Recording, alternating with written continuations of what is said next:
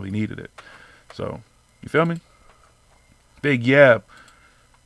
Okay. What's up, brother? What's up, YouTube? All right, go to the YouTube, man, please. I'm gonna put this in front of Smoke King, y'all. But if you want to see both of us, like I said, with Smoking, see the chat, see what's going on, have stories to tell, go over to the YouTube and subscribe. Okay? Big Yab. That's my brother right there. Been together for a long time, my man. All right, so go to the YouTube. But you can still watch it if you want to. Smoke King's going to be talking. You just won't see Jiggy. I'm going back to being a ghost. You'll hear him. You'll hear me, but you won't see me. You won't see me. I'm a ghost. Okay. All right, we're back. We're back. So that's a whole different thing I got to go to now? With Double Live? We apologize to everybody here on YouTube. When we were... messed with the tablet. Yeah, a ghost... See, what happened was a ghost moved the tablet, and then the tablet hit the power and shut it off. The ghost didn't want to be live on YouTube right there. Okay? Sorry, guys. But we're back. We're just going to take a minute, give everybody a chance to kind of get back in and catch back up. Sorry, guys. Oh, yeah, we are definitely going to keep it going, Nick. We try to, you know, things happen. Shit. Just little things happen. IG, Twitch, we could go on Facebook right now. We're just trying to go everywhere and just kind of filter everybody because we love to reach as many people as we can, talk to me, as many as y'all as we can, but try to filter it into one place. And as I said, like, we're looking at the YouTube chat. It's huge. It's big on the screen. We can interact with it. So that's why we try to filter everybody on the various platforms to go to YouTube. But yeah, so tonight, we're going to be talking about ghosts, spirits, demons, the stuff that pretty much... over the past couple of weeks, we've talked about different things, aliens, UFOs, and stuff like that, cryptozoology. And as much as I'm into all that stuff, I have not had a person. I've seen UFOs, but were they fucking us, them, whatever? I don't know if it was alien. I didn't see an alien inside of it, other than my Sam Cassell issue and various people who I just think are fucking aliens I've encountered, you know, in my daily life. I can't say that a gray alien has parked next to me and that type of stuff. But what I can tell you is that I have had experiences with ghosts, with spirits, with demons, with all the different things, whatever you want to call it, whatever name you want to attach to it. I, Jiggy, have had personal experiences. This is what began Paranormal Hood, in a sense, because after all that I went through my whole life, the first time I ever saw a ghost, I was 7 years old in my house that I grew up in. My grandfather, who's my mother's father, I don't know if my mother's still in the chat, but this is my mother's father. He passed away way before I was born. She was still a child when he passed away. Never met the man. I was at that age where there weren't like pictures of him in the house or something. They had pictures that were put away and stuff, but I wasn't really told a whole lot about him. I didn't know what he looked like, didn't know anything about him. So just to tell the story real quick, we had what was called a telephone room back then because, surprise, back then everybody didn't have a fucking phone in their pocket. In your house, you may have had, in some cases, some people had one phone. You may have had two, but we had the telephone room, which was the common area for everybody to use a phone. I was passing from the kitchen, going into the living room to see my grandmother. The door before me, I was always taught, as you enter one room, you close the door behind you before you open up the next door, which is what I was doing. And there's this man standing before me. And it's not, the only way to describe it, like some people say if they see an apparition or whatever, or a ghost, that it's kind of something see-through or flowing. It was not that. This was like a man sitting in front of me. He's dressed in a full uniform. It was a naval uniform, because I believe, he was in the Navy. But it was a Navy uniform. And the guy's talking. He's like, hey, you know, how you doing? I'm like, hey, you know. And I'll say this. Now, this might seem weird. Like, you know, why would you stop and talk to a stranger as a kid? But my grandmother in our house, she would sometimes have boarders. There were people who would come from different places to stay in the house because we had a big house. So they would rent the upper floors. And it was cool because you'd have all these different stories from people all over the world and stuff who were just passing through. You live in a house like Forrest Gump? Kind of, yeah, kind of, sort of. I will say, yeah, in a sense, yeah. But which could because, like I said, it was different people. It was my first exposure to different cultures and stuff. Christina, her house was like that. It was like a bed and breakfast type thing. Well, the guy who owned the house before my grandmother even thing, like people would come and like because it was a really old house and they'd stay there for a while when they checked out the countryside and stuff or whatever, and people just traveling through. It was pretty cool. So It didn't seem Anyway. uncommon for someone to be there. Let's put it like that. So the man simply, he's like, I'm Joseph. And I was like, hey, that's my name too. He said Joe, and I'm Joe. And I said, yeah, my name's Joseph too. And he said, well, I just wanted to meet you. I was like, well, that's cool. And my grandmother, I could hear her voice in the room, like, Joseph, who are you talking to? So I said goodbye. I opened the door, go in the room, and she's like, who are you talking to? I was like, I was talking to Joe the sailor. Who's Joe the sailor? I was like, I don't know, the guy's there. She's like, there's nobody in the house, but what do you mean describe? And I described that he had a sailor, blah, blah, blah. His name was Joe, his complexion and everything. And she opens up a book and she shows me a picture of my grandfather, who my middle name, I'm named Joseph, is my grandfather's name. So it was my first encounter with something that was ghostly. But of course, as a kid and stuff, I didn't really think much of it. Throughout my life, growing up at that same house, there were plenty of experiences that I had. Family members have had, guests, just strangers were in the house and stuff, like chilling in the house, and you would just hear footsteps, you would hear crazy things. I had a story that I've told too about an ex-girlfriend who lived in the house. We lived in the house at the time together, and I would work at night, and I would go and do my security stuff, probably at a club, whatever. And I came back one night, and she was sitting on the front stairs, and she just looked petrified, like she just looked like something crazy. I'm like, what happened? She's like, I just tell you, I was laying in that bed, I was asleep. And I was turned to my side, and at some point, I thought it was you coming home, and that maybe you just came in, I didn't hear you, and that you got in the bed. She said, but then at some point, I realized it wasn't you, and I kind of turned over, but I couldn't turn fully over to see what it was, but I just got out that fucking house and been sitting on the stairs until you all came home. So it's not just my own experiences. These experiences that she's alive. She's, she lives in Texas, but I don't know if I could ever get to tell the story, but she's clearly told the story a few times. So these experiences for me weren't just my experiences. They were shared with other people. Again, family members, strangers, a girlfriend at the time, different things that went on in this house. Went from that house to, for me, I've said it over the years, only a couple of people have actually heard the whole story about Brockton, like living in Brockton. That was my first encounter where I considered to be anything evil. In my house that I grew up in the south end of Boston, I never felt anything bad there. I was never scared of the house. The basement didn't scare me, even though we found some crazy shit in the basement, including like hidden rooms and some crazy-ass books, and there was Ouija boards apparently and stuff in the basement because the person who owned the house before was into like black magic or whatever. And he's into some shit. Who isn't, though? Exactly. It's a little black magic amongst friends. Still haven't played with a Ouija board yet, though. So Brockton is for me where I encountered evil when it comes to, if you want to call it a demon, whatever. My father barely tells the stories. My mother barely tells the stories. My sister, who's 3 years older than me, she remembers a lot of it, but it's just, we've never really sat down and had a full communication of all the things that we experienced over the years. But I know what I remember. I know what I went through. So when it comes to these things, it's not something that I honestly believe they are real. What they are is a whole nother thing. Where they come from, how this works, is a whole nother thing. There's very popular explanations about the spirit world and ghosts, and that some ghosts just refuse to leave. Some have ties here. Some ghosts are here to protect you or look out for you or have messages for you. There's all these different theories. I don't know if that's what it is. And all the things that I've survived, I've attributed some to what I've survived to possibly not like a cat's 9 lives, but having guardians. Like, I know that there's somebody out there, and I know who it is, who protects me, who's always been with me. Like, I don't question that.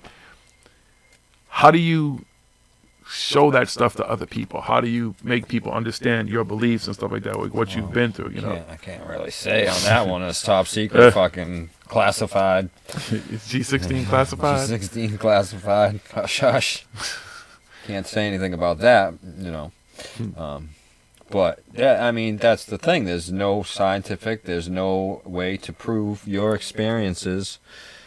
Even if it's somewhat of a group experience, there's no way to actually show and prove to other people that, okay, yeah, these people actually experienced something that wasn't, an explainable phenomena. Here, when I'm done doing what I'm doing here in a second, I got something to read here and stuff about that. Well, that's too. Think about, like, I can't just walk. Even if I wanted to go, and I lived in that house still to this day, and there was things that happened at a particular time every day, I'd be more prone and able to possibly set up experiments that would prove that. But I don't have the luxury of just walking in that house and going to say, this is what happened here, this is what happened there, and spend some time, like a lot of time investigating. Yeah, so, I mean, that's the thing is, you know, these things happen, and somebody could have saw a ghost in the window or whatever, but how do we get everybody else to see the ghost in the window and everything? And, I don't know. you know, or how do we get it, you know, a camera that actually captures it, and we know that's not fucking, you know, a reflection of the fucking, the light going through the curtain and all this fucking other shit, and...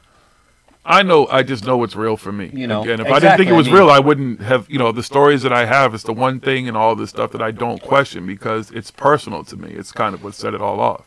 You know, in retrospect, looking back at all those things and having those experiences, it was status quo, like I've always said. It wasn't, back then, I didn't think anything of it. As much sci-fi books, as much movies, as much comic books, and all this stuff that I read and was into, to me, the whole ghostly thing, even after seeing Ghostbusters, when I was a teenager, when Ghostbusters came out, it didn't spark me to be like, okay, you know what? Well, ghosts are real, and I'm going to go prove this. I'm just like, whatever happens kind of happens. These motherfuckers haven't killed me yet. They haven't done anything that human beings, the crazy shit. Ghosts haven't punched me, haven't scratched me, haven't had a fight with me. They haven't done any of that type of shit. I will say, I've had experiences growing up, though, and I remember, like, you ever be in bed and know someone's tickling your feet or fucking around with you?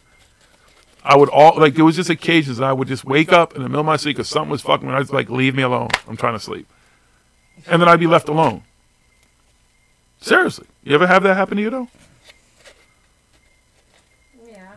I mean, I think I used to have feeling like a cat jumped up on my bed and we didn't even have a cat. It was like something jumped up and just walked across the bed a little bit and then like laid down. But we didn't have a cat. It was See? But those are the experiences that you have, and you're just like, all right, is this shit real? Like, is this my imagination? But like, no, that wasn't my imagination. I know what I've been through. I know what I've experienced. It's real to me. I will say, when it comes to ghosts, they're real. But what are they? I don't know what they are. That's the one thing I can't tell you. I have no clue as to explain what they are. I don't know if it's something from death, if it's somebody, however, maybe a guardian or a spirit or whatever that protects you works. It might be something different than a ghost. There's probably levels to this shit. I haven't had a ghost walk up to me like, yeah, boo, I'm here to protect you, all right, we're cool. I haven't had a conversation with a ghost since then either, that I know of. Although when I do, in my sleep and stuff, say shit to ghosts and tell them to leave me the fuck alone, I guess that would be considered a conversation with a ghost, right? Yeah. Possibly. Maybe when you're talking in your sleep, you're talking to a ghost? Ooh. That's a possibility. No, I think when you talk in your sleep, you're dreaming and talking to whoever's in your dream. But what are dreams? Is that the time that you can connect to the spirit realm? To the other side when the veil is thin? Is it a possibility that's the communication time? You think that it's just a dream, but you really... Because some people have said that. We've had people call in and tell these stories about having a dream of someone who passed away, whatever, but it was so real that they felt like it was possibly a spirit communication. That could be possible. I mean, I've had those dreams before, too, but then you wake up, but some of those dreams are like, yeah, that's not possible, though. That doesn't work. I don't know if I've had a dream that was so convincing that I would think it was a ghost, like I was talking to a spirit or something from another place. Nah, I don't think I have. I can't say that I have. I know I've had dreams of talking to deceased people and stuff, but I feel like for me, that's not really communicating with them. That's just me, in my dream in a comfortable place, wanting them to be a part of that dream and having a conversation with them. But I don't feel like it's like, oh, you're talking to me. Like, I've never woke up like crying or some shit or like really emotional. Hysterical, like tears. Yeah, but I mean, it wasn't like I woke up and like, oh my God, that felt so real. But I don't know. It was just, I woke up like I was crying in my dream and I woke up like hysterically crying. That's a possibility. See, with ghosts, there's more probable evidence and stuff than there is with other things that are out there and everything that leads it to be a higher probability of them being real and stuff. Even a lot of scientists say, yeah, it's a very high probability. We just have no way of actually proving it and showing it again, the results over and over and over again and stuff. People could be having these experiences and stuff, but Why does the experience only happen once and not for some people and not other people and stuff? So scientifically and just trying to prove it and so everybody's, you know, like, okay, this is a real thing or whatever, is a very, very hard thing. It's like predicting the fucking weather. Like we were talking earlier. Which they're getting better at and stuff, but there's some, you know, things, and we're working on some things, and so we'll get our plasma photon packs. So, but, you know, and then people have a lot of similar experiences, so you could add that up. So, you know, of all the things that we discussed, ghosts would be higher on the probability list than other things and stuff. You know, almost everybody's had some type of experience and stuff. But hey, even the Bible talks about the Father, Son, and the Holy Ghost, or the Holy Spirit. Holy Spirit. But now here's another thing. You got 10 scientific explanations for everything from demons to ghosts. Here we go. So, the ideomotor effect. Number 1 here. When you and your friends put your fingers on a Ouija board and see that the little plastic arrow move, it's really happening. You don't need some prankster to push it around. That little plastic arrow really moves, and the people touching it really believe they aren't doing it. They are, though. They just don't realize it. It's something called the ideomotor effect, and there's an interesting experiment you can do at home to try it out for yourself. Put a weight on a string, dangle it, and try to hold your arm completely still. Then ask yourself questions and tell yourself that the weight will swing clockwise if the answer is yes, and counterclockwise if the answer is no. As if by magic, the weight should change direction to answer your question, and you'll already believe that you aren't doing it. It works because our bodies make tiny subconscious movements. When you ask yourself a question, your subconscious mind answers it and subtly moves your muscles without you ever realizing it. Little muscles will move in your fingers to answer your questions, and it seems that like the weight is moving on its own. The same thing happens when you use a Ouija board. Your subconscious subtly moves that little plastic arrow, and to you, it seems like it's moving on its own. This is also why this is poker tells and stuff. When you're playing poker and everything like that, this is what gives it away. This is how the scientifically it explains it. It's your ideomotor effects and stuff like that. No matter how hard you're trying not to give it away that you got a good hand or a good something and stuff like that, something subconsciously, you know, a little eye twitch or a little thing, you do things without even thinking, and you could try and it takes. That's why really good poker players. It takes a long time to be able to be stone cold, so there's no tells, with your eyes don't move or anything, because even the littlest eye movement can give it all away, especially for somebody who's trained to look for that stuff, for tells and everything like that. So it's a real effect. Again, you can try this experiment at home. The Philip experiment. In 1972, a team of psychologists got 8 people together, told them the life story of a man named Philip Aylesford, and tried to get them to summon him through a seance. They dimmed the lights, sang songs, and asked him questions, and to their surprise, some strange things happened. The table started to move. At one point, it even rose up on 2 legs. The lights seemed to flicker. They heard rapping noises that they believed to be Philip answering their questions. He got every question right. It would have been definitive proof that they summoned a dead man's ghost if it hadn't been for one thing.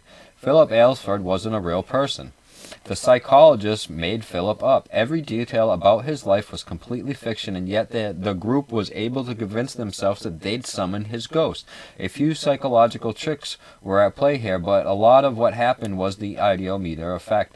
The group had moved the table through sheer force of subconscious will. This was a replicatable experiment, too. The psychologists published their results, and other labs in other countries copied them. Once again, they were able to get a full seance going and summon a room with a room full of people convinced they'd summon up a made-up ghost. Number 3. But how do they explain the flickering lights and shit, though? I don't know. It doesn't go into. You would have to go and read the whole entire fucking thing and stuff. And again, they've recreated it and everything across the board. So that's how. You know, that's the thing with, you know, how do we prove that? What if that stuff wasn't, you know, that, and you'd have to replicate it over and over again and stuff like that, showing, okay, this is the reason why. It's because it was a ghost. So we'll have a Philip experiment. So this one is Henry the Fourth placebo experiment.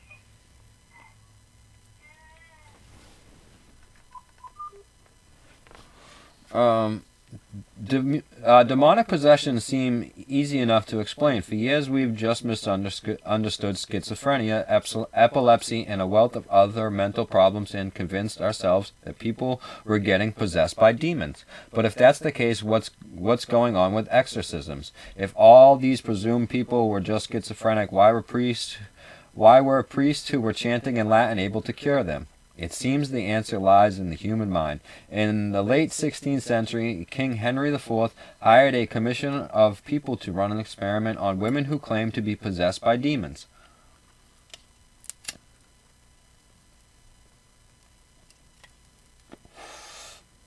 They told her that they were priests who were going to give her an exorcism. Then the priest faked it, and it worked. First, they gave her holy water from a church. They put it in a regular flask and gave it to her, pretending it was just regular water. The real holy water had no effect on her. But when they poured ordinary water on her and told her it was holy water from the church, the woman convulsed in pain.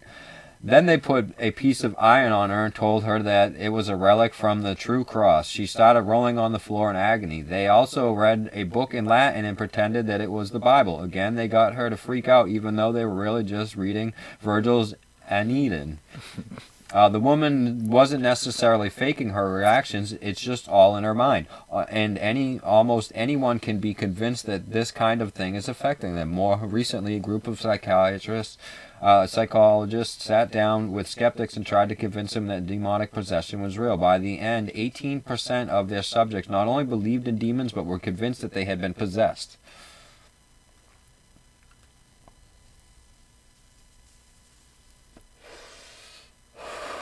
The Forer effect.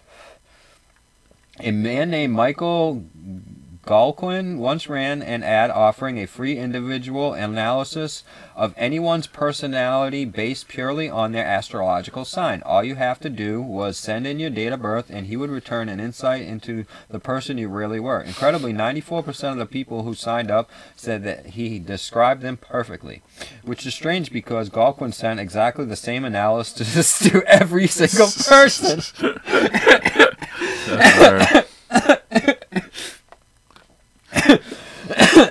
His insights into personalities weren't actually based on their horoscopes. He just used a few vague generic lines. It was enough to impress almost everyone who wrote in. It's called the Forer effect, which is the human mind's willingness to believe that two unrelated events are related. It's named for Bertram R. Forer, a man who conducted a similar experiment. He gave a group of college students identical personality analyses that said things like, you have a great need for other people to like and admire you. Even with an educated crowd, 85% of his subjects were convinced that he had described them to a T.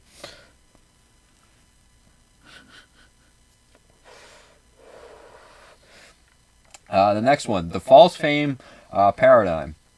The reason why some people are convinced that they can remember being Joan of Arc or an ancient Egyptian laborer might be something incredibly simple. They just have really bad memories. A group of researchers at the Maastricht University administered... hold on.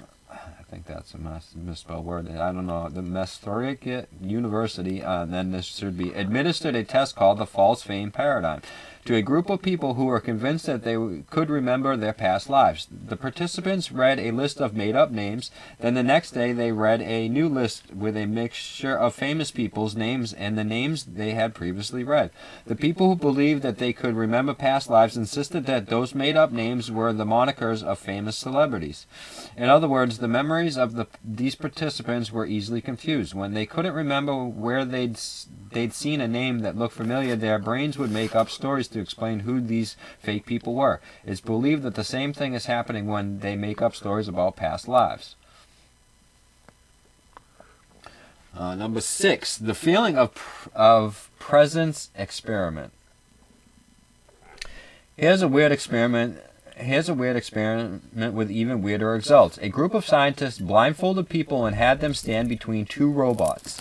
The people's fingers were attached to the robot in front of them. The machines were set up so that whenever the human moved their hands, the robot behind their backs would mimic the movements on their backs. At first, it didn't do much. People would tap their fingers and would feel a robot finger tapping in the same way on their backs. But it didn't really freak them out. Something really strange happened, though, where the researchers added a delay to the system when they made the robot finger wait half a second before copying the human movements on the person's back. The person started to feel like there was a strange presence standing behind them. Some even felt like they were surrounded by invisible people, and some were so freaked out that they asked to quit the experiment. The researchers believe that happened because they broke the sense of agency. When they added the delay, the people didn't feel like they were responsible for the movements anymore. In our weird brains, that inability to take agency in our movements makes us feel like there's an alien's presence nearby. The researchers think that this is what happens to schizophrenic people and to people who are under extreme stress or exhaustion. They lose the ability to track the links between their minds and their movements, and it makes them feel like somebody is in the room with them. Number 7, the target identification experiment. A lot of people have had out-of-body experiments, that strange feeling that you're floating above yourself looking down. It's especially common during a near-death experience. But is it really happening, or is it just our imaginations? To find out, a group of researchers wrote a message on a card and placed it on top of a machine in a hospital room. Then whenever a patient left the room, they asked that person if they had an out-of-body experience, and if so, what the card said. 3 people reported that they'd had an out-of-body experience, but not a single one had seen the card. The weird part is that the people aren't faking these things. Another group took in a woman who claimed that she could take astral trips out of her body at will. They hooked her up to a machine to study her brain activity and asked her to leave her body to see how it affected her brain. Her visual cortex was almost completely deactivated, and the parts of the brain associated with mental imagery flared up, which means that she wasn't exactly lying. She did really start seeing herself from outside of her body, but based on her brain waves, her real power wasn't the ability to take astral trips. It was the ability to make herself hallucinate at will. That's a very fucking interesting thing. So am I hallucinating when I'm fucking astral fucking traveling?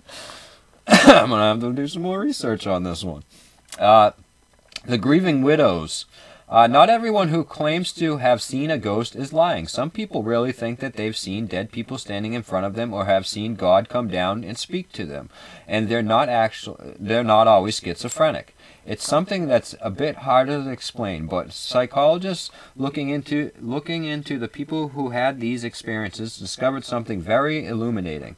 In most groups of people, finding someone who has seen a ghost is rare, unless you talk to elderly widows.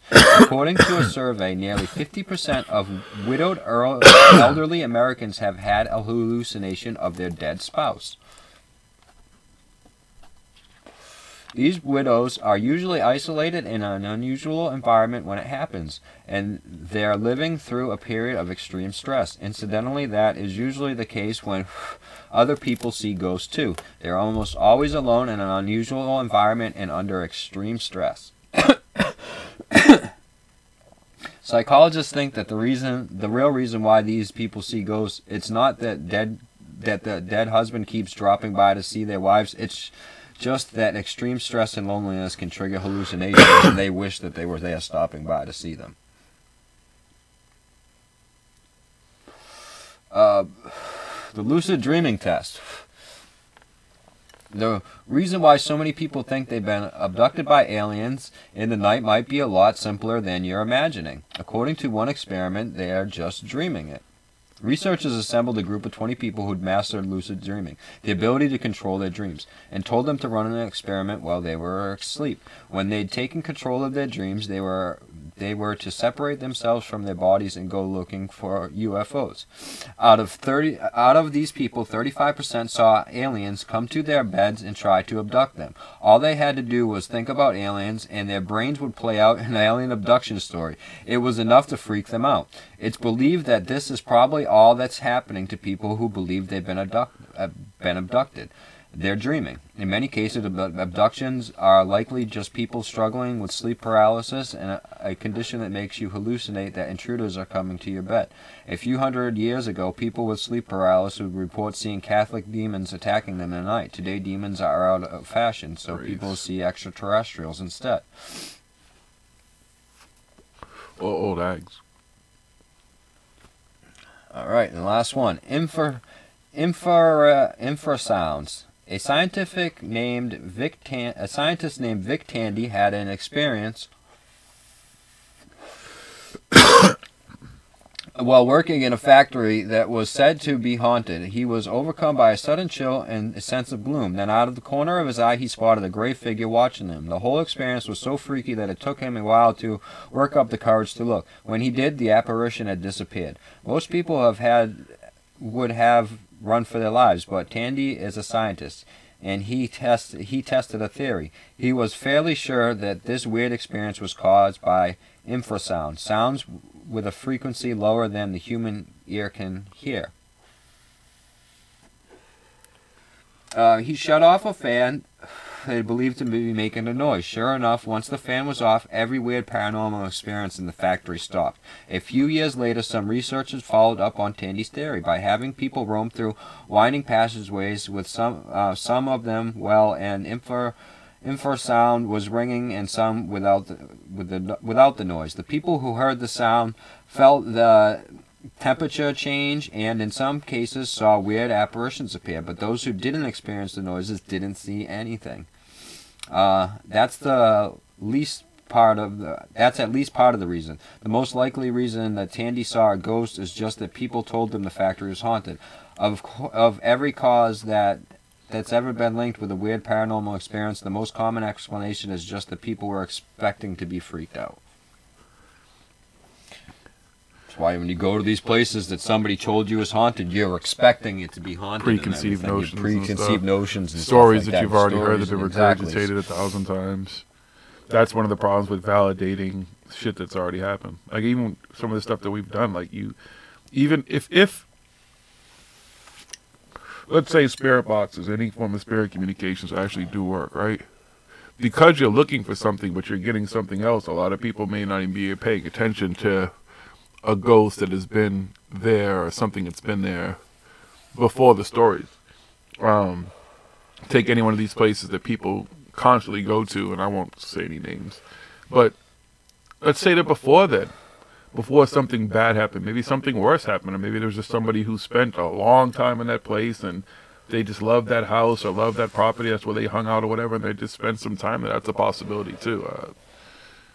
That's the problem, because we have stuff that's built on top of stuff, and who knows what was there before and everything like that, and so you never know what it is. And you could be looking for, you could be in a place where it's let's just pick a random thing like an old insane asylum, you know what I mean? That was a big thing. Everybody's out doing the insane asylum and stuff. So you figure, and you're getting these tortured fucking people and everything that went through all this fucking traumatic shit and stuff, and it's gonna be haunted and everything like that. Well, who knows? There could have been a fucking house there fucking 100 years before that fucking a family lived there till old age and died peacefully, and they just still enjoy living it. But you're not looking for that or anything, and you don't pick that up because you're looking for this other stuff, and there could have been something on that box or something that could have been them. And you never know because you have this preconceived notion that you're in this type of place, so this is the type of activity that you're going to get. So that's the type of activity you're looking for, just like in all these things that we just talked about, the seances and stuff. So you're in this place, so you think that you feel a guy getting electrocuted from the shock therapy and stuff like that, or whatever it is, because this is the stories that you've heard, and you're in places where these types of things have happened in the past, because that's the fucked up shit that people did to people back then. Fuckers. So, But I mean, I've been like, okay, I'll say Rolling Hills. Like, I went to Rolling Hills. I didn't know anything about it. I literally went to Rolling Hills because I wanted to go. But you know meet that George. it's an insane asylum and Right. stuff No, like that. but and yeah, everything, but I'm and talking what about goes like the along with the coming, experience you know that I what mean? had So, there, you know though. what I mean? Kind of. Again, all that stuff is, I have it on tape somewhere. I don't really put that shit up. But it's, some of the experiences I had up later kind of lined up with some of the stuff that possibly went on there that I didn't know. You know, then there were just weird things that, whatever. But I wasn't, Exactly. I So didn't there's feel no way like, to- yeah, I didn't to feel say like for anything sure, was it demonic this, or that? evil. It's, or, that's yeah. what the thing is, and why it's so hard to say 100% certainty, yes, this is it. Because like all these things that we just read in that article, those 10 things and stuff, you can go and you can duplicate this. You could run these experiments yourself. They're pretty, some of them, yeah, but pretty much all of them are things that everybody could do themselves. You could get a group of people together that you don't know, and you can fucking have a fake seance and shit, and fucking with a totally made up thing, and shit's gonna happen during that fucking seance because of the psychological subconscious mind and everything and things that go on, and along with these other things. I want to look into this fucking, the one with where you hallucinate and stuff during the astral traveling and stuff. The lucid dreaming, now lucid dreaming, that's a confirmed thing. They know that people can lucid dream. You can control your dreams and stuff like that. That is a confirmed thing. Scientists will, it's a confirmed thing. They can prove that and stuff. I forget exactly how they proved it. I can look it up after. That's why they took a group of people that were confirmed, known people that were able to lucid dream and stuff. Because not everybody can lucid dream, but it's not as easy for everybody to lucid dream as it is for other people and stuff. So these were people they knew were lucid dreamers.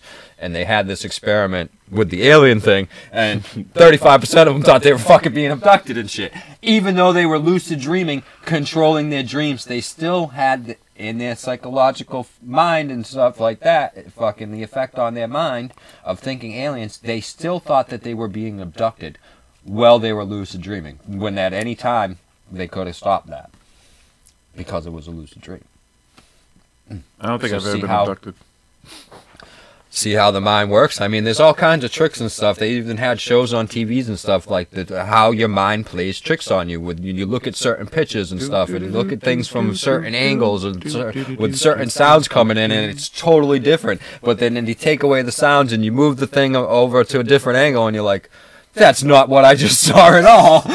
How did you do that with sound and just moving in a couple inches? You know what I mean? It's because of the way the mind works and stuff like that. It has to put everything together. Our mind is putting together, you know, like our eyes and stuff. It's like a fucking camera. It's fucking snapping pictures all the time, and it has to fucking put all this, like somebody sitting there in an editing room, editing film and sound and everything out, and having to mesh it all together and make it all work. Our brain is fucking doing that on a fucking scale fucking way higher than what a fucking somebody editing film and stuff is doing, or music and shit like that, trying to make all that mesh and sound all good together. Our brain's going to put all that together in our head, so sometimes our brains don't get it right. But I mean, what about even the personal stories you've told me? I think it was But had then, something yeah. to do with like heat, or was it like the heat of the lights No, or there's something?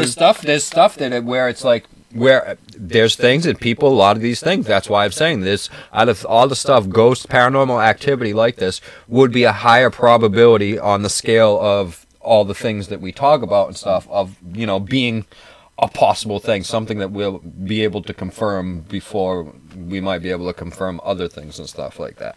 You know what I mean? There's got to be some scientific way, some instrument, some way to be able to prove this, catch this stuff happening at some point with technology and stuff, where, you know what I mean, the other things are a little bit. So, Bigfoot's another high probability too, because we discover new species of fucking animals all the time, and they're not all just small little bugs and shit like people think and stuff. Some of them are good-sized animals, and you're like, how the fuck did nobody know this thing was around here? What the fuck? The infamous panda. So things like that could happen. But yeah, I've had experiences myself and with, you know, paranormal things, ghosts or whatever, that I can't really explain. But then again, it could be just my mind or whatever. I don't know, but there's who's to say. But with my experience, it was that I didn't touch the fucking heat, I didn't turn the shit on, and I didn't turn it off, and nobody else was in the house to do it. So how the fuck did it turn on? And it was a time when the heat wouldn't have turned on, you know what I mean, a time of the year where the heat wouldn't have just turned on without somebody turning it on and everything like that. So, and that's what my grandparents would do. My grandfather was cold all the time and stuff like that. Even sometimes in the middle of the fucking summer, it's 90 degrees out, he's like, I'm cold. Run fucking turn the heat on and shit. And my grandmother would fucking get up a little while later and just shut it off. You know, I'm sitting down in fucking my room down in the basement. I'm fucking playing video games and shit. And I mean, you can even remember, I was probably playing like one of the first Call of Duties. And I'm fucking playing, and all of a sudden fucking the furnace kicks on and shit right outside my door. And I'm like that just did like right there. That was fucking crazy. And it just kicks on, and I'm like, what the fuck is the furnace on? I'm like, did somebody come home and they're fucking cold or some shit? So I go upstairs and I'm looking and nobody's home, and I'm like, I didn't go and shut the heat. I'm just like, whatever. And I go back down and I'm sitting down there, and then it just fucking shuts off. Now it could have just shut off because it got warm enough or whatever. You know what I mean? I don't know. But then another time, another thing happened. The light for me to go down into the basement to turn on the light to see to go down the stairs, the light switch was at the top of the stairs. And I would always turn the light switch. You know, I would turn it on so I could see to go downstairs, because most of the time I was fucking fucked up royally beyond fucking belief. By the time I would be going, come and get home, go downstairs, go to bed, whatever the fuck it is. And my grandmother would always fucking be in the kitchen doing whatever and see it's on, and she would shut the fucking light off. Yell down, hey, shut the light. How am I going to shut the light off, Grandma? I'm down here. I'm like, okay. You know what I mean? Because the light, it turned on all the lights for outside of my room and shit. 'Cause I had a room, you know. Right. And then I had a switch I could turn on for my room and stuff when I got down there and stuff to go over where my room was. So anyway, so I'm home again one day. I turn the light on. Nobody's home. This is after my grandmother's passed away. My mother's not home. My brother's not home. Nobody's home. My grandparents both passed away. And nobody's home again. And I'm down in the basement, and I'm playing fucking video games and stuff as usual. And all of a sudden, the lights fucking shut off. Now it controls like there was 3 light bulbs on that one switch that it controlled for over there and stuff, with the hall, the light on the stairs, and then down in the bottom hallway, whatever. And so it all shut off, and I'm like, and I'm listening for footsteps and shit, you know, because you can hear footsteps of people upstairs. I'm like, nobody's fucking home.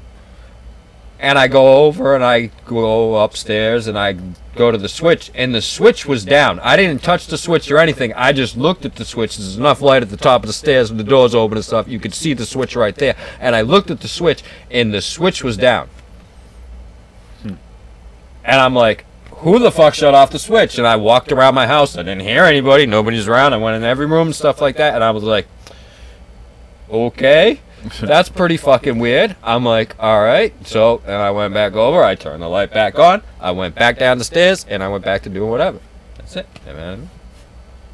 So that's my experiences with, you know, ghosts and everything like that. So I can't explain that psychologically or anything, because, again, I did not touch the switch or anything at all until I turned the light back on when I went back downstairs after I checked the house. So it couldn't have been me, like, you know, looking at the switch, like, and, you know, subconsciously, you know, flicking the switch down while I'm checking it out or whatever, and a faulty switch, and shut the light bulbs off or whatever and shit. But all the light bulbs, you know what I mean, were off and the switch was down. So I don't know how it was my mind playing tricks on me or anything like that, because all of a sudden the whole shit gets dark, and I'm like, what the fuck is out there shutting off lights and shit? Quit fucking around me, man. Because if just one bulb blew, I still would have been light the way it was. Would have been, you know, I would have still seen light over there and shit. But it was, that whole shit was dark, except for the light coming in from the window out, you know, shining a little bit. And I'm like, so how we can explain that, how I can prove that, was my grandmother shutting it off, or somebody shutting the light off, because my mother would shut the light off sometimes too and shit, or whatever. Other people would just know that I went downstairs. Sometimes my mother would wait till I got downstairs and shit, then shut the light off. But then I'm like, hey, I gotta go back upstairs some point if I go to the bathroom and stuff like that too. Why y'all shutting the light off on me, people? She's got those tap lights. So how could I prove that? And how can I go back and how can I do that? And as far as I know, because my family still owns the house and they still live in the house. My aunt lives there and stuff now.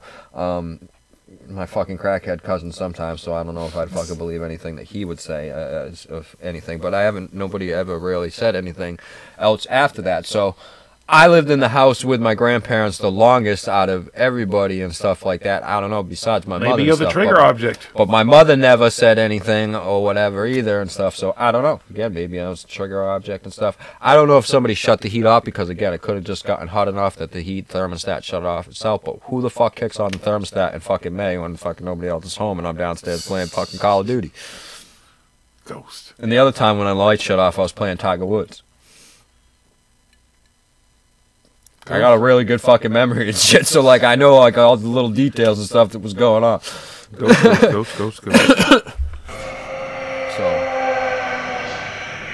HP, that we're talking about ghosts right now. You can see me, but you can't see Jiggy, and I can't really pay attention to your questions all the time because the tablet's down there. I just happen to glance That's down why I see tell you who's folks, there. go to and YouTube. Whoever else is on there, just go to YouTube, Twitch, the people over on the other camera over there, Periscope, whatever, YouTube, because we can see.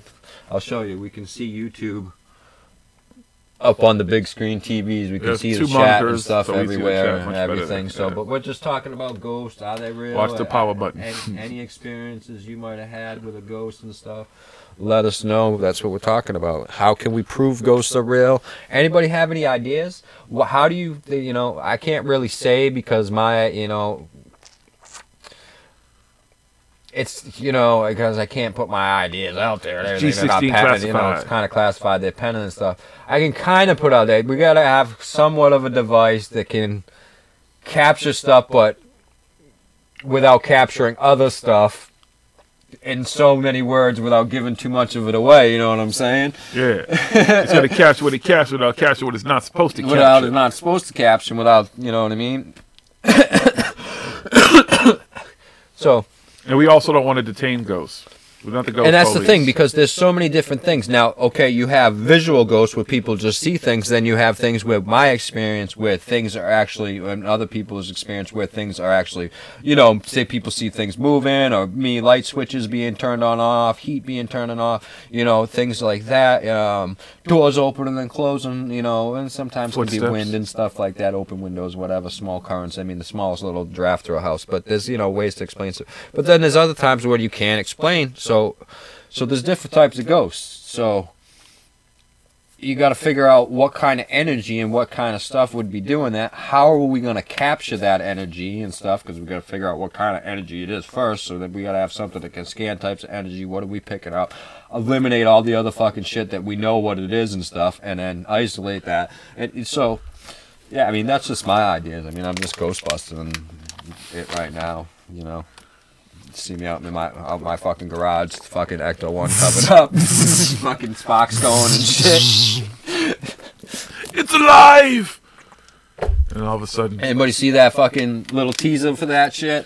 Yeah. Anybody pick up all the fucking little extra things that are in that fucking little teaser? Notice any things in that thing? There's some things in that stuff if you really pay attention. When they're first zooming into the barn, there's some ectoplasm on a tree. So does that mean Slimer's around? Slimer! Does that mean Slimer's in the movie or some other ghost? Because ghosts and ectoplasm, what happens when ghosts interact with humans and stuff, you get the ectoplasm. So there was that, and then the license plate was the original Ecto 1 license. One. It wasn't the one from Ghostbusters 2. When they had the Statue of Liberty license plate on it, because of the whole Statue of Liberty thing, so they used that license, that they filmed in Boston stuff. So they went back to the yellow New York license plate and everything like that with Ecto 1 on it. This is possibly a Ghostbusters movie. Will it be? Well, can't be all the original cast. Yeah, it won't be all the original, but I believe Dan Aykroyd is definitely in it, and Bill Murray is in it, and what's his name? The black dude who plays Winston. Yeah, I forget what his name is. Ernie Hudson. Yeah, Ernie Hudson. He's an asshole in person. Met him. But I just understand.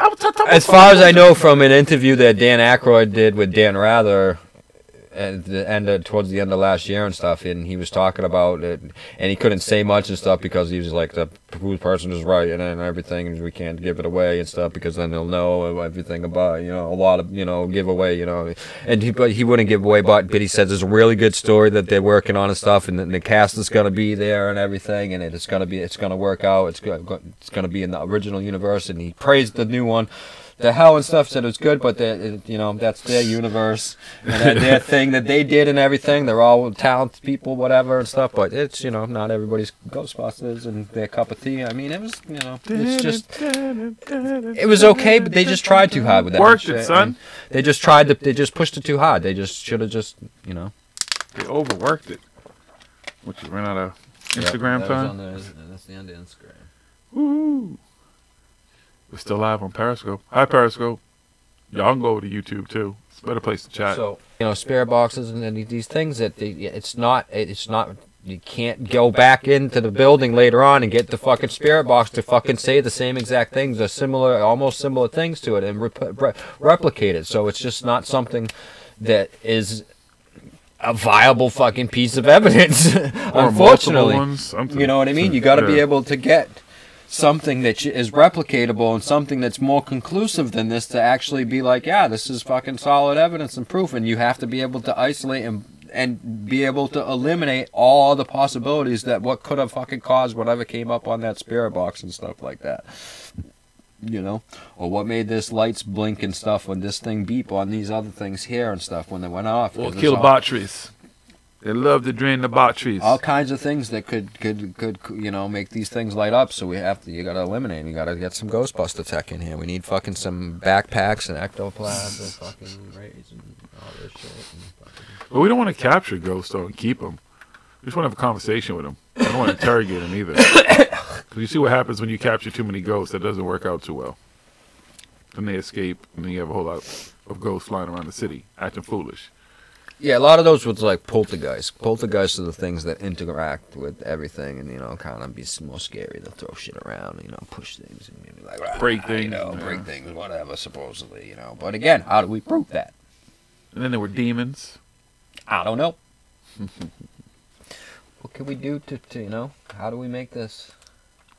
You know, it's all, again, I believe they're there. I've had experiences, you know, but how do I prove my experiences to y'all so y'all, you know that I'm telling the truth? I mean, I know some of y'all believe me, but I want you to know that what I saw was what I saw, and what I experienced was how, you know what I mean? Without being like, yeah, I believe that happened and stuff, but be like, yeah, well, fucking holy shit, look at that evidence right there. Wow, holy fuck, you didn't touch the light switch. Nobody was there. Nobody touched, you know what I mean? And then make it happen again. Holy fuck, look at that. Somebody really is here. Dun, dun, dun. You know? No strings. And somebody asked us earlier, we're actually going to be testing some of these theories and stuff too, because we have access back to some of these places that we're doing for the TV show and that we investigate and stuff. So we're going to be probably testing some of this out and seeing and doing this to try and replicate this and stuff. That's another thing with a lot of these things. They go out and they go to this place and they do it one time and they're like, yep, that's all the evidence we need. It's haunted. Cool. Well, what if you go back tomorrow and nothing happens? The next day, nothing happens. It wasn't haunted, but that one day. What, you know, exactly. But, you know, okay, so why was it that one day?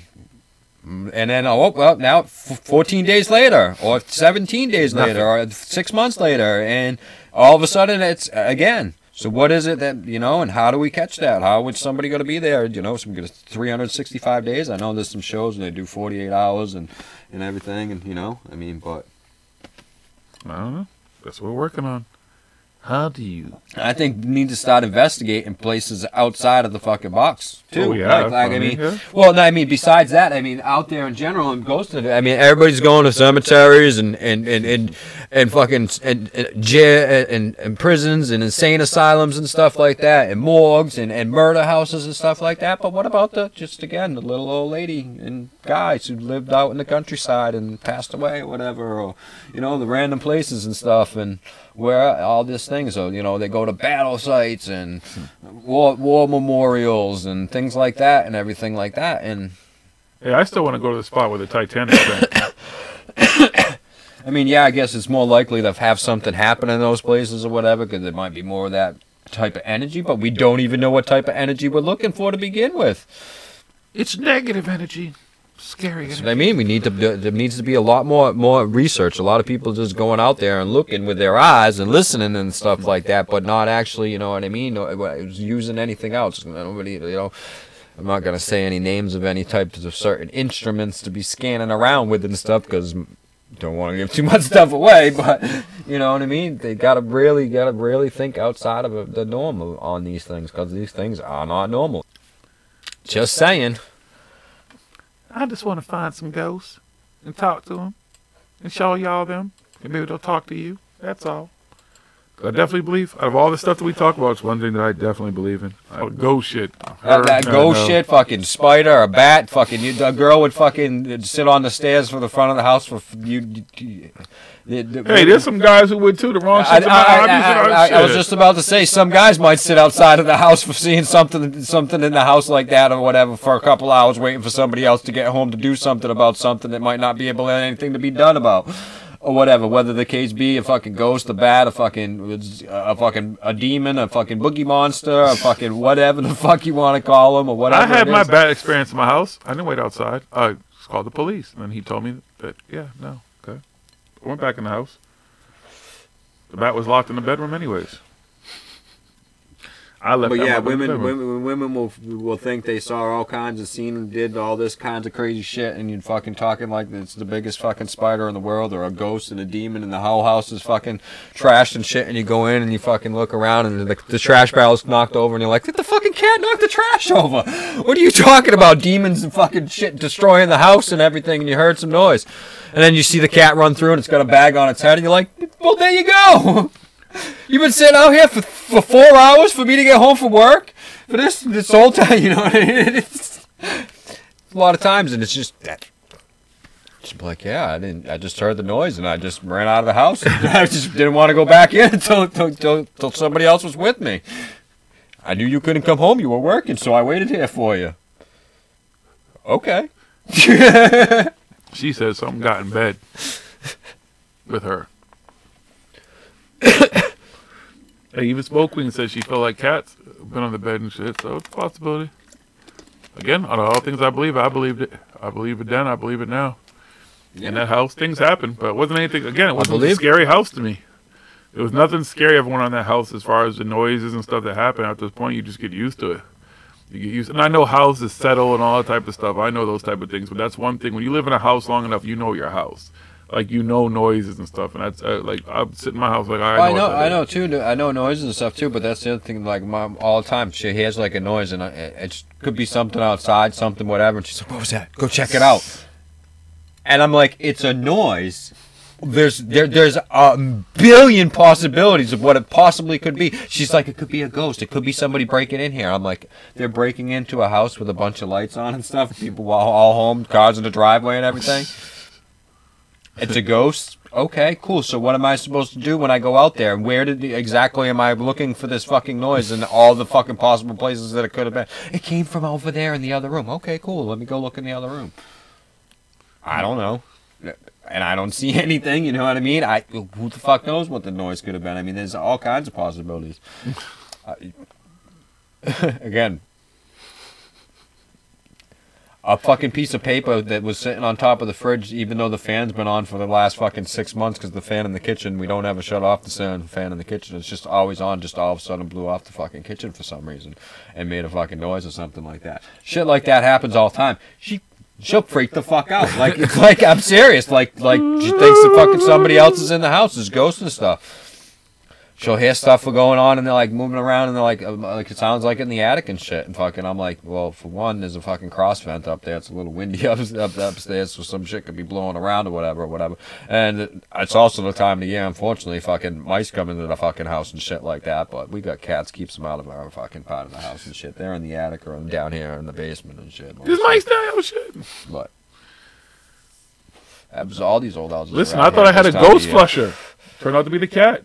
I have 2 cats that like to flush the toilet. I literally thought, I was like, why the fuck is she thinks our back door coming up on the back of the house and stuff, like the fucking, because we got the child thing on there and the little knob, so it just keeps turning unless you know how to do it and stuff with the kid and everything. Can't get out of the house or whatever. Well, we'll be coming to go up and stuff, and we know the door, we don't lock the door and stuff, like the actual lock on the door. And they're like, locked. She's like, oh no, somebody's in the house. I'm like, why would they lock the door and to keep us out and everything like that or whatever? What if we were coming up the front stairs and they had to come out this way? And then they got stuck with the lock and shit because the thing's on there or whatever. Or she'd be like, oh no, a ghost locked the door and shit.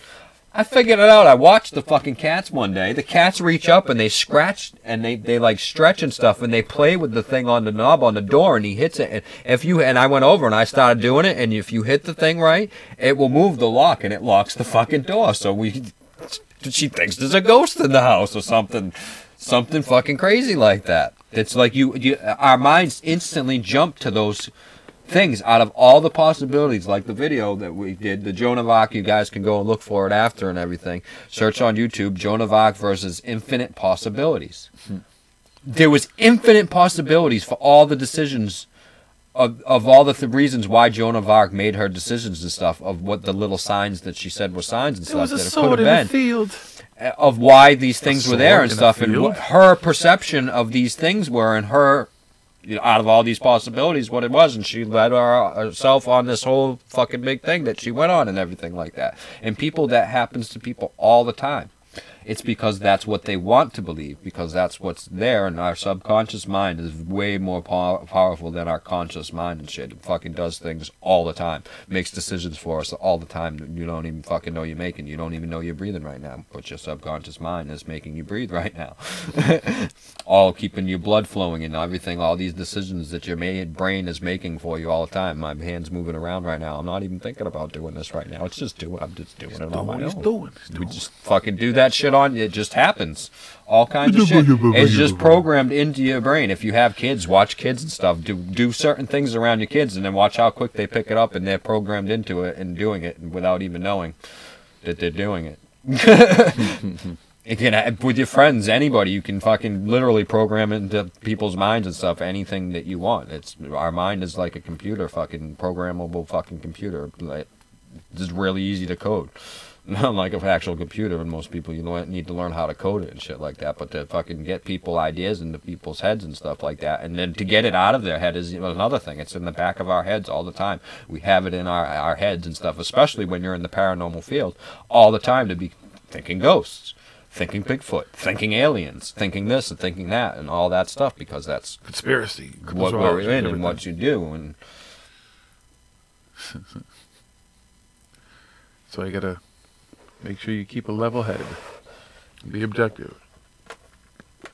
Be smart. Be smart. Know things. You know what I mean? Look for things that you can, that's actual provable, and then look for things that you got to look at it all from every angle, from every side and stuff. Actually, look at it from the skeptic's point of view. Look at it from the non-skeptic's point of view. Look at it from your point of view as it's happening to you, and from everybody else's around, and what actually is in the situation is actually real and tangible, or did it just actually, was it the fucking way that I just moved and I saw something over here and shit? Because that happens all the time, but I know that it ain't fucking ghosts and stuff like that. I just see shit out the corner of my eye, little things floating by and stuff, and I'm not like, it's a ghost! Oh my god! Where's my camera and shit like that, Because fucking technically, our eyes, when you go into a room and stuff like that, you literally create what's in that room when you see it and stuff. That's why when you open a door to a new room and stuff, if you've ever noticed this, or go into a place you've never been and just open a door that you go in without getting in trouble and stuff. As you open that door, everything in that room is a blur at first, until your eyes are able to focus and put detail to everything that's in that room. So when you walk into rooms and all of a sudden you think you see something, no, that's just your fucking mind clearing up and fixing the blur and stuff like that or whatever. Or as you walk into a room and stuff is going out of your peripheral vision and stuff, that's your mind erasing the stuff that's, boom, it's not on your vision anymore, and it's putting the next pictures up in front of you and everything. Like, that's a lot of this stuff comes down to understanding. There's just most people, if they don't understand what's happening, they just go to a thing that they think would explain it. And in most cases would, look, it's something unexplainable, a ghost, we can't prove it or whatever, so it was a ghost. Or it was Bigfoot I saw over there or whatever, when technically it wasn't. It was just the way that you moved your head, the bushes and stuff, and then your eyes and stuff are putting the whole picture together and stuff as you're moving around rapidly. Just move your head around like this right now and see the way the fucking everything goes all crazy and shit, because your head and your eyes are trying to put it all together and everything. It's a lot of focus. It's mapping it all out. Now again, a lot of this stuff could be, I haven't seen anything. I've had things happen, turn on and off, no explanations for that. He's seen things and stuff. How do we get that to be provable that we just saw that or whatever on what is on the video, because a lot 90% of these videos and stuff that you see and everything, when you really watch it and you break it down to, it's either a hoax or it's stuff that's it's very explainable. There's a very few small percentage of them that fit up there where, wow, that's fucking unexplainable. No trickery involved in that. We don't know what that is. It's a highly plausible that there could be a ghost there. But then we go back and you go back and you try and take that picture again and try and get that video again and try and get it to happen again 1,000 times, and it doesn't happen. And so it's like, what was the case here? Why did it do this? So how do we, you know what I mean? Careful for saying that, though, because I've gotten like 30 pictures of orbs from one person. It was like, see, the orb's always happening. That's great. It's okay. They can send me all the pictures they want to send me and everything, and I'll look at it, and I'll tell them, and I'll give them my things, and I'll look at it, and I'll go through it, and I'll give them my honest opinion. And then if they're really looking for an honest opinion and what I have to say, then they'll be like, okay, Doc, that's cool. But if they're not, then they're gonna send it back to me, circled and highlighted, and do all this stuff. Come on, you can't do it. And I'm like, no, that's not what I see. That's not the case here. If you want to believe that, go ahead, and you can believe that, and you can do that. That's perfectly well and fine with me. The circles, the arrows, the filters, the enlargements, and they got to draw a fucking map to it. No, see, now if you walk 50 paces, yeah, and you then gotta you do look all to that. left, There's nothing there. It's nothing there. You are really fucking reaching. You know what I mean? It should be clearly. Well, a great example too, especially if you want to use it as evidence of something that's fucking factual thing that's real and happening. There better be bam. Clear as day. Look at that. It's a fucking Bigfoot. Look at that fucking ghost. It's hovering off the ground. It's fucking boom. It's fucking going through walls and shit here. Whatever the fuck. It slimed you. Maybe you get one of those slime you. That shit better be, you know what I mean? This fucking shit. I mean, look at the pictures we get of the fucking dark side of the moon, fucking Mars on the fucking high def shit, and then somebody's like, yo, check out this fucking ghost picture I got. And it's the fucking most word. And even, I mean, these phones don't take bad pictures and shit like that. But all of a sudden, the ghost is there and it takes a bad picture, or a fucking UFO, a Bigfoot and shit. Well, that's because it's what happens. The ghosts aren't fully. The camera can't fully perceive it. And then Bigfoot, they all, Bigfoot's, he uses fucking blurry technology, and UFOs got their cloaking abilities, and the ghosts are because of their fucking frequencies and shit. It's fucking. But our cameras are picking up fucking stealth black fucking bases on Mercury. But we can't get a clear picture of fucking a ghost. Bigfoot? Hey. Chupacabra? Hey, there's that UFO in that lake in Maine. Mothman?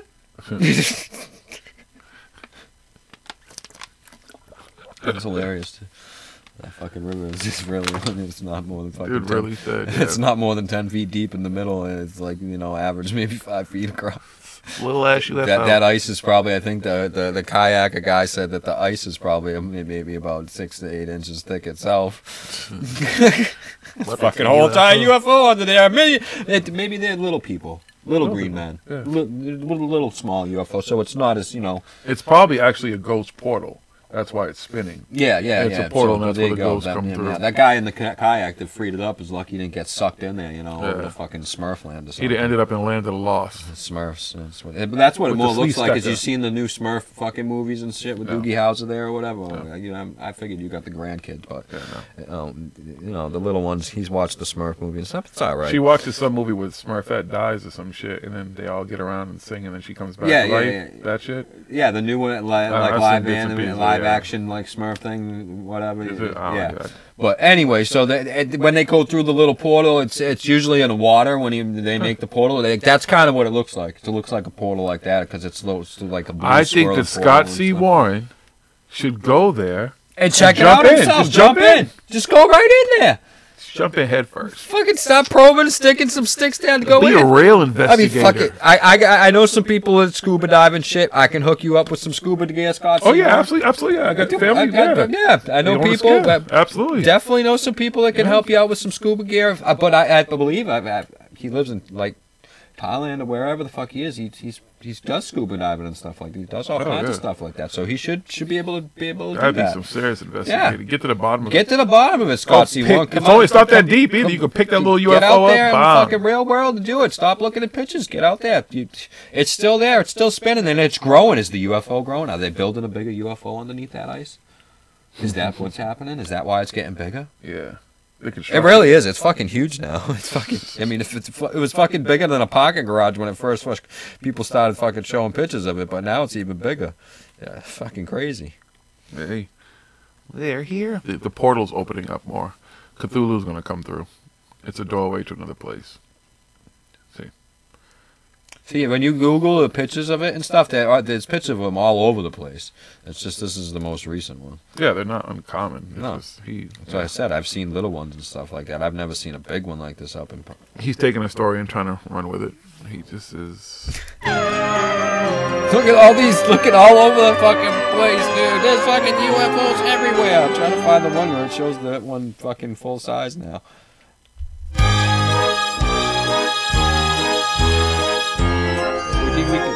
We'll watch the time lapse fucking. Yeah, we'll watch that later. No, I see alien.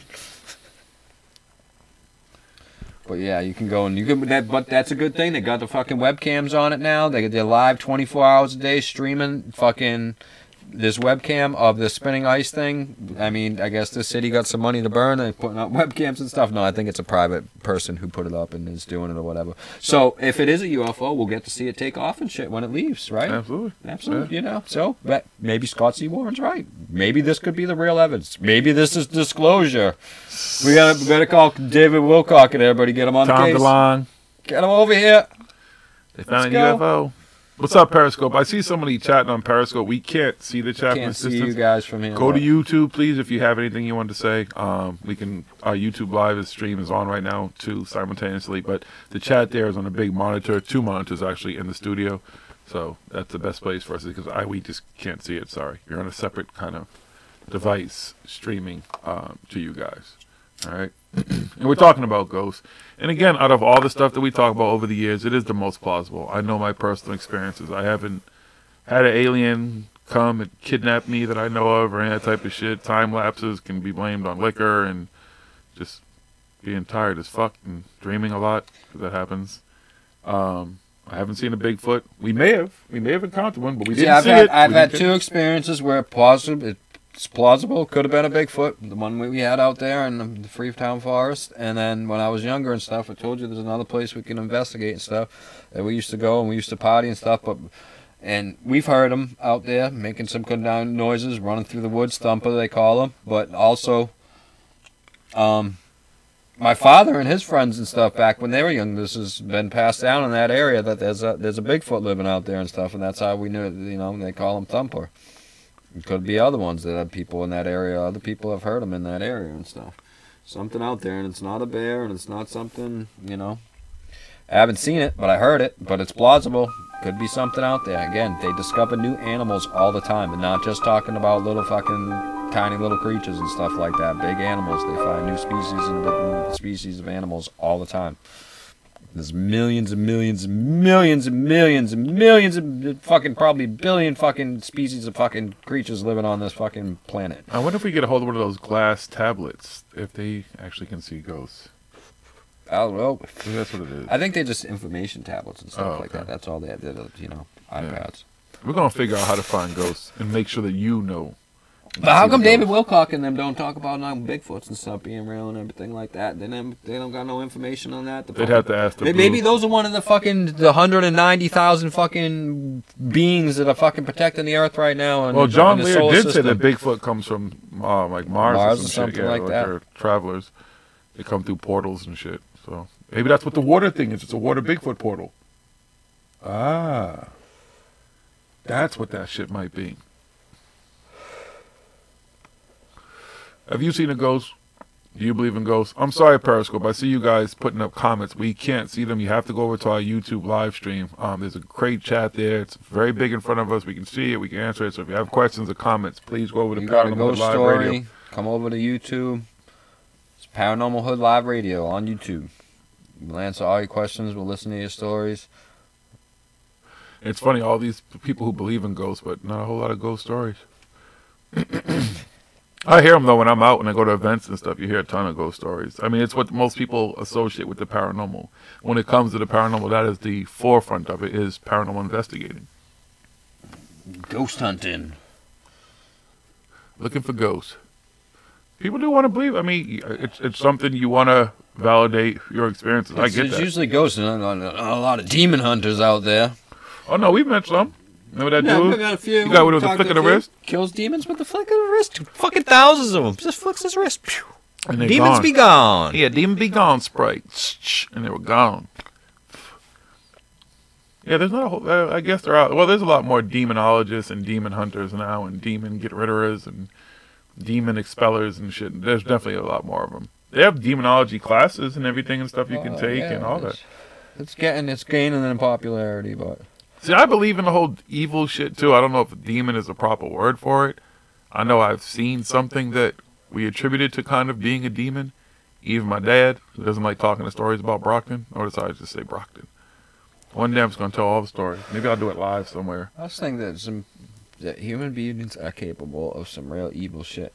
And I know this because I've done some real evil fucking shit that people be like, was you possessed by a fucking demon when I did it? And I'd be like, no, it just was, being fucking human. Experiences all fucking phases and all aspects of fucking the human fucking life that I'm living right now. And, I'm not proud of some things that I may have done or whatever that would be considered to be that I was fucking possessed by a demon for being so crazy and doing the shit that I did or whatever. But, but then it's none of the things that I'm glad for the experiences and the knowledge that I gained through that fucking experience and whatever, you know what I mean? And through those happenings. So I could see it where people would think that it's demons. Again, somebody who's schizophrenic and stuff like that. People thought for the longest time that they're fucking possessed by demons and shit like that. Even people that just had epilepsy, the fucking craziest shit.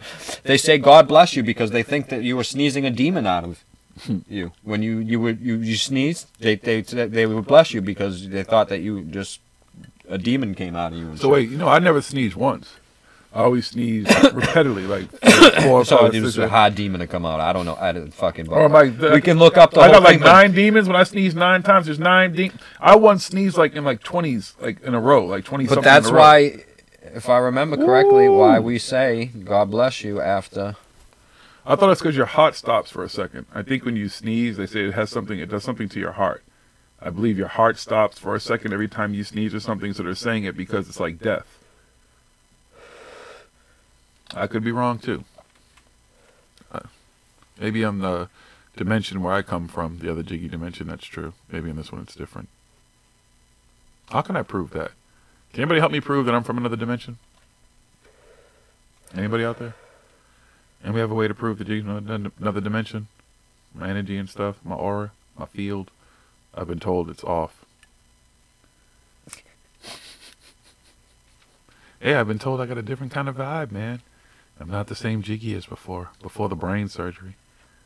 Before they put the plate in my head and shit. Where I died and came back to it. So,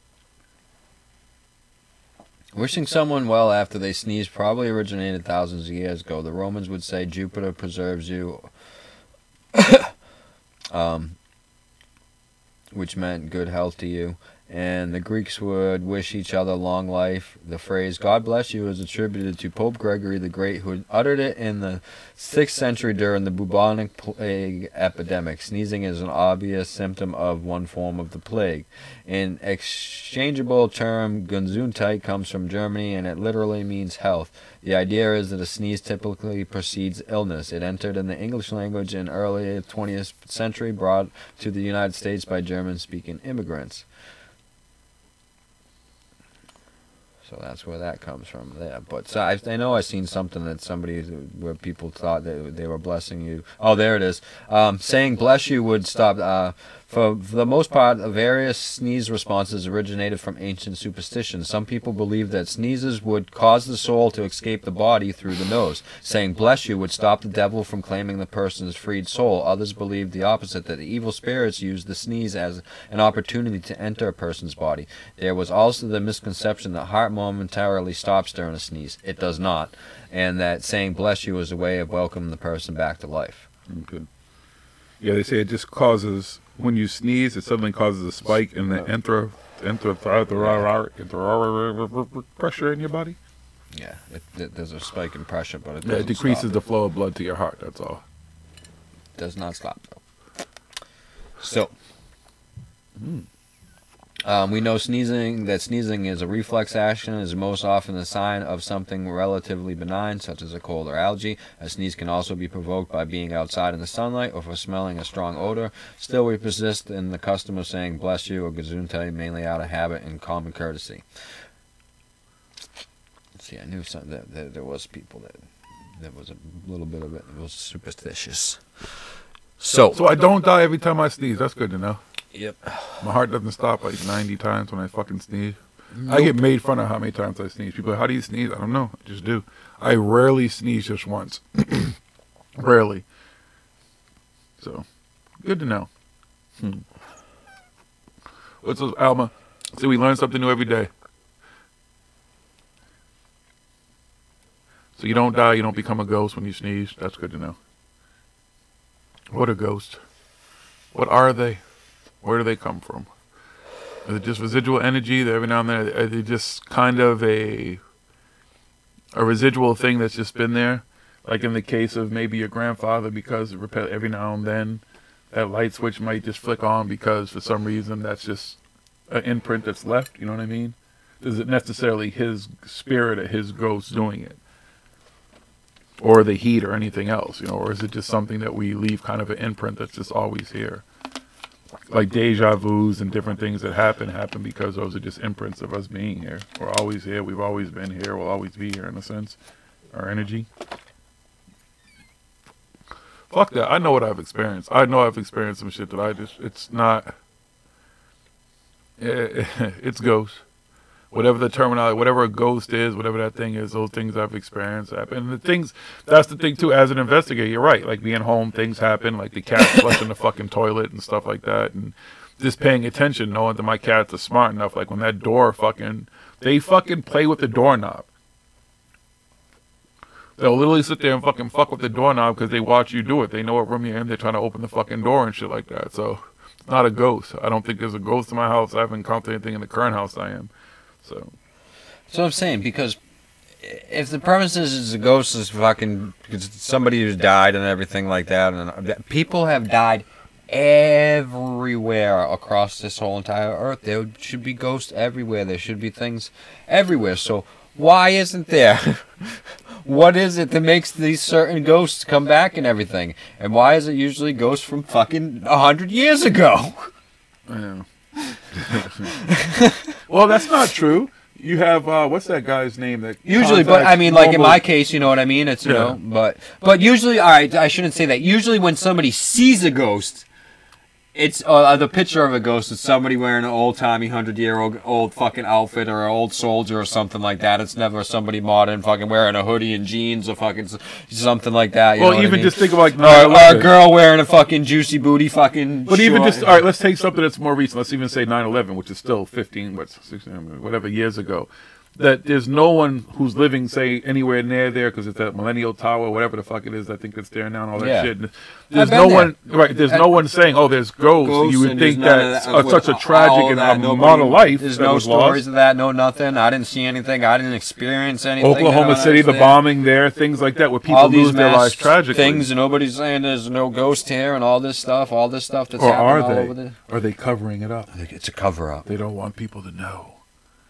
I did see that video too, Alma, that you had on the silly baby thing. I did. Hey, anything's possible. Could be. Listen, people have sent me stuff over the years that I wasn't there. I don't know. I can't know what the circumstances fully behind it. That that's the thing. It's in the moment you're trying to convey to somebody something that's an experience that happened. You know, I don't know what other things could be picked up. It would be weird for, say, that whatever you were recording somehow picked up a radio station at the same time, or a TV broadcast that was talking about a baby as you had, you know, we're holding a baby and stuff. That would be kind of odd, but again, it's just hard to say exactly what is that. You know, are we gonna say that it was a ghost? It's possibility. It's a definite possibility. It's just a matter of trying to prove it. It's just so hard, and there's so much stuff out there. When we talk about, like when we did the show about UFOs and how we've watched so many UFO videos, I'm talking about tons of videos. Imagine watching the same amount of not only the stuff that we've researched about ghosts and stuff over the years, but the stuff that people have sent us. And where the culture of it is so popular right now, it's hard to discern. If you go back years, you know, and where people weren't particularly looking for ghost hunting, there were some few and far between people, I forget their names, who were groundbreakers and stuff, and, you know, didn't have modern equipment and stuff and all the stuff that we have going on with us now. Were they tricksters? Were they hoaxers? I don't know. I wasn't there. I don't know how people could produce some of the stuff, but maybe they were capable. There were people capable of doing some incredible shit with the stuff they had back then. I don't know. Where now you have so much stuff, there's so much interference going on, especially we're using so much technology that, you know, phones, Wi-Fi, everything that's into place. Now you remove all that stuff and you go out in the middle of nowhere and do some kind of investigation and something happened, that might be a little bit more plausible that it's a possibility. But there's just so many variables with so much stuff that we use now and so much stuff going on around us that you just can't be aware of everything that's around you. You know, is there a cop up the street with a radar gun? You know, is there radio stations? Even I was in Rolling Hills, a perfect example. This is a place that was, it's real far. It's actually closer to Canada than it is to me here, or to like New York City or anything like that. But this is really upstate New York. Woodstock wasn't too far from this place. And this is a sane asylum that's in the middle of nowhere. It's got a little bit of electricity that runs to like one room that they use, like where they have food and stuff where you can eat, and they had serve drinks and everything, but there's really not electricity in any other parts of this place. But the spirit box, which we were using to do spirit box session in one of these rooms, one of the things that I noted, and this is again on recording somewhere, is John B. Wells' voice. He's got such a distinct voice, and you're doing the spirit box session on a loop of an AM. It's hunting at AM stations. And I can clearly hear this dude's voice coming through. Like, that's John Wells. Like, so I know it's picking up local radio stations, and even this far up in New York, it's still able to pick up that signal from an AM station. So it's just so hard when you get this stuff. But like you said, maybe try to keep repeating it. I don't know. We'll work on stuff, and you guys will keep working on stuff. I just don't know. How can I tell y'all what I do? I seen the ghosts. I know what demons are. I know you do too. I know you believe. I know you're believers. I'm trying to prove it. That's why we investigate. That's why we do this stuff. We found, you'll see soon, in episode 2 coming up, where we were and what we were doing, and did a real investigation of this place. And this place hasn't been investigated. It hasn't been done. It's very few people have access to the place actually. So it was a good place to do an investigation. And we definitely this time really got into this place. So we'll see. Maybe we caught something. Maybe we caught a ghost. I loved from episode 1 where people thought that fucking bat flying by until it was slowed down and shown, not in real time, there was a bat flying by my face. It's pretty cool to see on video though. I knew something flew by me. I knew. And I turned my head, I said everything, and I was like, something just flew by me. I knew something was going. More than once. It happened that time when you were there doing that talk at that point, and then it happened when we were sitting there with Willie. Oh yeah. It probably happened a few other times that we didn't get on video and didn't really notice. Hey, that was cool, man. They was getting rid of them motherfucking bugs and shit. I can dig that shit. Hey, yo, for my Cali folks, I'll be in California, in LA, next month, from the 22nd to the 25th. The 25th is actually my birthday, but I'll be one of the speakers at Conscious Life Expo. But I want to link up with people, you know, maybe smoke, whatever, see you afterwards, whatever. So link up with me, email me, whatever, figure out time, space, and stuff, because I'm definitely going to be checking out a lot of the stuff when I'm there and doing some others, checking out some things. that I haven't got to check out in Cali before. But I'd like to see, you know, some of the fam, some of the peeps. Some of those hood. I don't know, folks.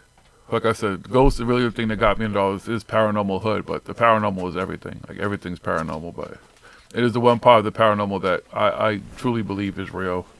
I'm just trying to figure out how to show it to you guys, and that's why we investigate and stuff. And sometimes people see stuff. I don't know. I don't always get what people see. Even in some of the stuff that we've done, you get feedback and response. But I know ghosts are real. They're motherfucking real. Okay? We're gonna get a cool ghost. This has a big... Maybe we can find a weed-smoking ghost.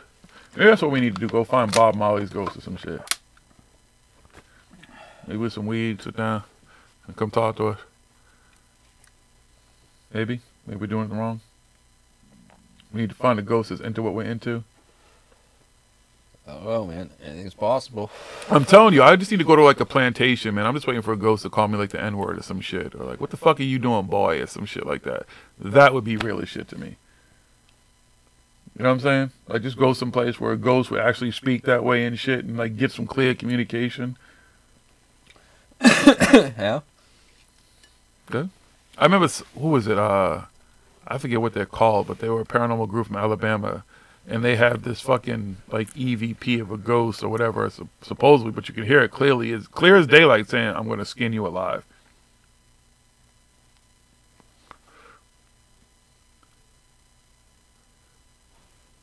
I guess. Didn't do it, though. So I guess that didn't really mean much, right? Because as a ghost ever really skinned anybody alive? I remember when there was a movie I saw when I don't know if I was a teenager or a preteen, but, it was supposed to be about like a demonic possession in this woman's house, and the ghost was like raping her and doing all this crazy shit. What the fuck was it called? I cannot remember the name of the fucking movie. It might pop in my head in a minute. But now I need to go back and even do some research on that, because it's supposed to be based on a true story. And like they put her in like supposedly in like this controlled environment and did this experiment in a college somewhere, and the thing still came after her and everything. Do you know what I'm talking about? I cannot remember the name of the fucking movie. Can anybody help me? Does anybody know that movie? It was the something. Come on, brain. But shit like that. Because we know that the Amityville shit is supposed to be bullshit. There was a real shit that really happened, but somebody just capitalized on the story. The Exorcism? The Exorcism, yeah. Demons, was she really possessed? I guess, like I said, they did experiments for that type of stuff. I don't know. Exorcism's on the rise. Yeah, JD, I don't know the name of the fucking movie. I can't even remember the actress, but it was a movie. It's like, I don't remember either. It was like a woman was like living in this house. This ghost was like terrorizing her and her family, and like the kids would see it. She got like a boyfriend. The boyfriend saw crazy. She, like and I'm sorry, but the ghost would like be sitting there, like you could see her like feeling her titties up and shit when she was sleeping and everything, and they thought she was crazy, and then they kind of said she wasn't crazy, and then put her in a controlled experiment. They had cameras and everything, and they recorded the whole shit, and the same shit kind of fucking happened. What the fuck was the name of that movie? Now my brain, fuck. It was an old movie though, probably like the 80s. It was sometime in the 80s, maybe mid 80s, early 80s, mid 80s. Fuck, what the fuck was the name of that fucking movie? BS, brain surgery. But that shit will come to me. Nobody's seen that fucking movie but me. I'm older than most of you motherfuckers anyways. Can't remember. No idea. I've talked about it before. It was one of those movies I saw and I was like, fuck. Like, if something's out there like that, that's insane. Like demons and shit. Possession be real. And it's like spirits. Spirits are probably just like guardians of some shit. You guys watched The Haunting of Hill House? I don't think so. To be honest with you, JT, it's not even out of fear or anything, because I love scary movies. I just stopped watching them because they're just not entertaining anymore. They're all just so repetitive. Every now and then I'll see one. Like there was one I watched where, what's that fucking actor's name? He does all those fucking State Farm commercials. We are farmers, bumping up. We covered that guy. he's in it, and you think it's a ghost movie, and it turns out to be about aliens. Like, shit like that's intriguing. But most of the fucking ghost movies and shit that you watch, they're just all over the top. They use the old kind of scare tactics where they use the creepy sounds and the cuts around the corners and shit and everything to fucking make it scary. And then when you actually get to the parts of the movie that's supposed to be scary, it's just really bad CGI or some shit or whatever. They're just not entertaining for me anymore. I just don't really bother to watch them. I don't even think I've watched the new It. I'll probably watch that at some point. But it's just that they're just not entertaining for me anymore. I'm just more into watching other shit. But there weren't too many scary movies from up to a point that I hadn't seen, because I'd sit in the fucking dark with popcorn, my big ass screen TV and surround sound, watch the fuck out of it. And I'd watch scary movies back to back to back to back and shit. I used to watch obscure fucking Netflix shit in the early stages of Netflix when they fucking had like horror on there that was like, what the fuck? And everybody's talking about some fucking Bird Box, and all this shit on. I don't even watch it. Watched Infinity Wars a couple times. Going back, always looking for the fucking little secrets in there and shit. But yeah, all the storylines used. That's what I'm saying. It's like they're all repetitive. It's like the haunting of this person or the haunting of that place, and it's just over the top and demonologists and fucking cops and everybody gets involved and everybody was there and universities did studies on it and blah blah blah, and I don't know. Again, I haven't been to all these places. I don't know what kind of energy these places have, what they carry, whatever. I just know the stories about most of these places. I just don't want to go to all these places. I don't want to be part of that fucking repetitive story. Yeah, it's like the old school, like Jason and shit, because it was kind of ahead of its time, and now, you know, it was... Jason wasn't scary. I mean, it was a cool movie. No, it was scary. Then, I wasn't. It was kind of fun, scary, because I was still young then too. I'm behind. I told you my cousin was here last week. We hid under his bed after we watched that shit. I was young as fuck, and I was watching that shit when it first came out, and I didn't think it was that scary. I was like, well, they used to have all those urban stories too about like the ice cream man and shit, and the clown, and these people who were gonna come and snatch you and kill kids and all that shit. Fucking stupid. They take, you know, movies like the old Friday the 13th, and they make new ones, and they make it fucking ridiculously stupid. Right, like Super Jason and shit. Even more stupid than more ridiculous than what it was originally and stuff. Like Jason had tunnels underneath the camp, and that's how he gets around. He just magically knows which tunnel to take to pop up and use this bow He's and a arrows navigator. And stuff. And you can't kill him. All kinds of stupid shit. Freddy. They do with all those things and. The old, but yeah, all these new age haunting shits, I don't know. They just don't really, whatever. Everything's over the top. And then there's always a part 3, 4, 5, 6, 7, 8. Like, clearly they can't figure it out. If this shit is real and these demons, they're not getting rid of anything. How many Insidious, Insidious finally, I think, is at the final key or some shit. I don't know. They're finally going to get rid after the first one. And I kind of watched the second one. I was done. Movies like Saw, then like what are they on Saw fucking 10 now? Even Friday the 13th, the classic ones went up to fucking Jason X. Jason in space and shit. Oh Lord, Killer Clowns from Outer Space, classic movie though. See, they were fun. Nothing scary about that shit. The only movie that's really truly ever scared me to the core was Salem's Lot. Because we used to visit Salem on school field trips, all this shit, and I used to believe all that shit about Salem. That's another place. All this shit goes on in Salem. We've been to Salem, we've toured Salem, we go to Salem all the time. I'll be in Salem in April for an event. Still haven't encountered anything bad there, sorry.